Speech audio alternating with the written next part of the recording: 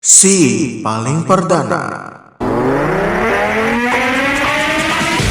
Kementerian Keuangan RI telah mengeluarkan Peraturan Menteri Keuangan Nomor 37 Tahun 2025 yang mengatur pengenaan pajak penghasilan bagi pedagang toko online. Aturan ini berlaku mulai 14 Juli 2025 dan juga menunjuk penyelenggara perdagangan melalui sistem elektronik atau PPMSE seperti Shopee dan Tokopedia sebagai pihak ketiga yang memungut, menyetor, dan melaporkan PPh 22. Pedagang toko online yang dikenakan pajak adalah mereka yang memiliki transaksi di atas jumlah tertentu dalam 12 bulan atau memiliki jumlah pengakses tertentu. Dengarkan informasi ini dan informasi yang faktual dan terkini lainnya dalam DNP in the Morning.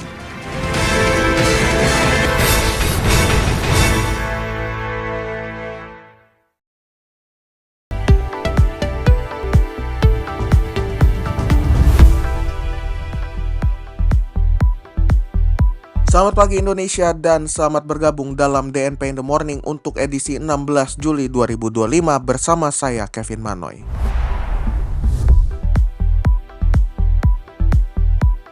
Bupati Batanghari ngambek karena balon terbang duluan saat pelantikan pegawai.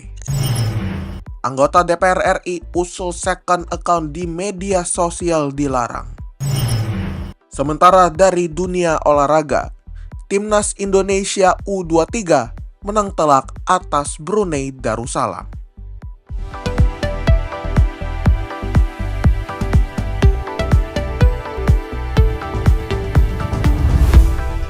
Lisa Mariana menjalani pemeriksaan selama 6 jam di Direktorat Reserse Siber Polda Jawa Barat terkait kasus dugaan video syur yang beredar di situs berbayar. Lisa terlihat kelelahan setelah pemeriksaan dan hanya memberikan sedikit komentar, menyatakan bahwa powernya sudah habis. Kuasa hukum Lisa, Bertua Diana Hutapea, mengungkapkan bahwa kliennya menerima sekitar 30 pertanyaan dari penyidik dan menegaskan bahwa Lisa adalah korban dalam kasus penyebaran video tersebut. Bertua menjelaskan bahwa video tersebut diduga diambil dari situs berbayar luar negeri saat Lisa tidak sadar dan meminta Polda Jawa Barat untuk menyelidikin motif dan dalang di balik penyebaran video. Sementara kuasa hukum lainnya John Boy Nababan juga meminta polisi untuk mengusut pihak yang bertanggung jawab atas penyebaran video dan menekankan bahwa Lisa telah kooperatif dalam menjawab semua pertanyaan penyidik. Anggota Komisi 1 DPR RI Oleh Soleh menyarankan agar larangan memiliki akun ganda atau second account di media sosial dimasukkan ke dalam rancangan Undang-Undang Penyiaran. Oleh menyampaikan usulan ini dalam rapat dengar pendapat umum atau RDPU dengan Google, YouTube, Meta, dan TikTok. Ia mengusulkan larangan ini berlaku tidak hanya untuk individu, tetapi juga untuk perusahaan dan lembaga. Menurut Oleh, akun ganda sering disalahgunakan dan merusak masyarakat, termasuk dalam pengerahan buzzer yang dapat memengaruhi perilaku buruk. Oleh juga menekankan pentingnya platform digital seperti Meta, TikTok, dan YouTube untuk memfilter akun ganda dengan tujuan untuk mengatasi penyebaran konten ilegal dan mencegah dampak negatif dari akun ganda terhadap masyarakat. Menanggapi hal tersebut, Meta Indonesia menyatakan bahwa mereka telah memiliki aturan untuk melarang akun ganda dengan fokus pada pengguna yang otentik dan akan menghapus akun yang melakukan impersonisasi. Sementara itu, TikTok Indonesia juga memiliki regulasi terkait akun ganda dan akan membahas lebih lanjut usulan tersebut dalam konteks RUU Penyiaran, serta memiliki panduan komunitas terkait integritas akun. Bupati Batanghari Muhammad Fadil Arif menunjukkan kemarahan saat pelantikan pegawai pemerintah dengan perjanjian kerja atau P3K pada 14 Juli 2025 karena insiden pelepasan balon yang terjadi sebelum waktunya. Insiden tersebut terjadi akibat kesalahpahaman di antara pegawai P3K yang mengira instruksi untuk berfoto bersama adalah aba-aba untuk melepas balon. Ini menyebabkan acara seremonial menjadi kurang teratur. Dalam video yang beredar, terdengar suara pemandu acara menegur pegawai karena melepas balon sebelum waktunya. yang seharusnya dilakukan setelah instruksi yang benar. Akibat insiden tersebut, Bupati sempat dilaporkan membatalkan penyerahan dokumen SK pegawai secara serentak, meskipun kemudian dibantah bahwa pembagian SK ditunda. Bupati juga menegaskan bahwa pembagian SK akan dilakukan di kantor masing-masing pegawai bukan secara serentak, dan juga mengakui adanya kekecewaan terhadap pegawai yang dianggap tidak tertib selama acara pelantikan.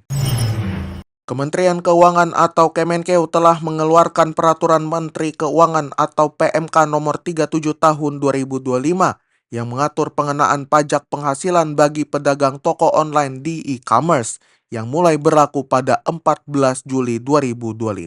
Dalam aturan ini, Kemenkeu telah menunjuk pihak ketiga, yaitu penyelenggara perdagangan melalui sistem elektronik atau PPMSE seperti Blibli, Bukalapak, Lazada, Shopee, dan Tokopedia untuk memungut, menyetor, dan melaporkan PPh 22 dari para pedagang toko online. PPMSE yang ditugaskan harus beroperasi di Indonesia atau di luar Indonesia khusus untuk PPMSE yang menggunakan rekening bersama atau escrow. Pedagang toko online yang dikenakan pajak adalah pedagang dalam negeri yang menerima penghasilan melalui rekening bank dan bertransaksi menggunakan alamat IP Indonesia atau nomor telepon dengan kode negara Indonesia. Besaran PPh 22 yang akan dipungut adalah 0,5% dari peredaran bruto yang tercantum dalam dokumen tagihan, tidak termasuk PPN dan PPNBM. Pengecualian dari pemungutan PPh 22 berlaku untuk penjualan barang atau jasa oleh wajib pajak orang pribadi dengan peredaran bruto hingga 500 juta rupiah, serta penjualan jasa pengiriman oleh mitra perusahaan aplikasi. Pedagang toko online dan perusahaan jasa wajib menyampaikan NPWP atau NIK, serta alamat korespondensi kepada pihak yang ditunjuk sebagai pemungut pajak, serta memiliki peredaran bruto hingga 500 juta rupiah. Komisi 11 DPR RI meminta Kementerian Keuangan mengkaji ulang usulan tambahan anggaran sebesar 4,88 triliun rupiah. Komisi 11 juga menyetujui pagu indikatif Kemenkeu sebesar 47,13 triliun rupiah sebagai dasar penyusunan RAPBN 2026. Ketua Komisi 11 Muhammad Misbahun menekankan perlunya efisiensi dalam usulan tambahan anggaran sesuai kebijakan belanja negara. Menteri Keuangan Sri Mulyani Indrawati menyambut baik keputusan tersebut dan akan menggunakan contoh efisiensi ini untuk kementerian dan lembaga lainnya. Menteri Keuangan juga menyebut akan terus melakukan efisiensi anggaran sesuai arahan Presiden Prabowo Subianto.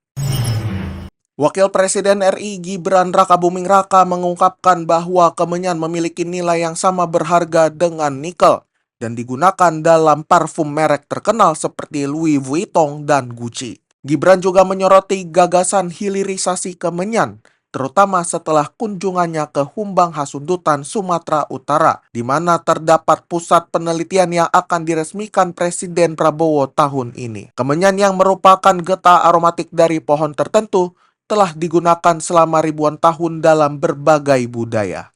Tidak hanya untuk ritual keagamaan, tetapi juga sebagai bahan baku dalam industri parfum dan kosmetik.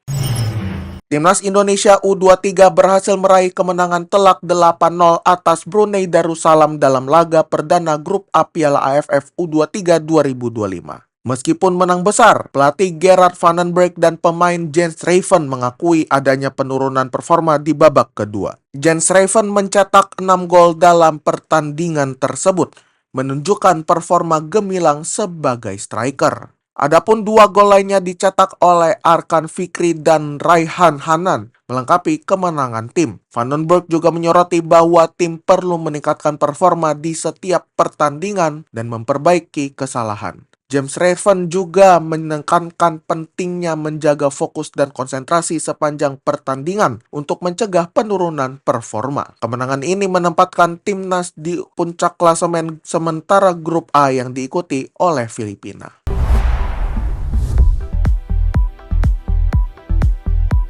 Demikian tadi DNP in the Morning untuk edisi 16 Juli 2025. Tetap dengarkan kami setiap Senin hingga Jumat di platform podcast kesayangan Anda serta kanal YouTube DNP Media Network. Mewakili kerabat kerja yang bertugas, saya Kevin Manoy pamit undur diri. DNP Integrated News, lebih informatif, lebih terinformasi. Selamat pagi Indonesia, dan selamat beraktivitas.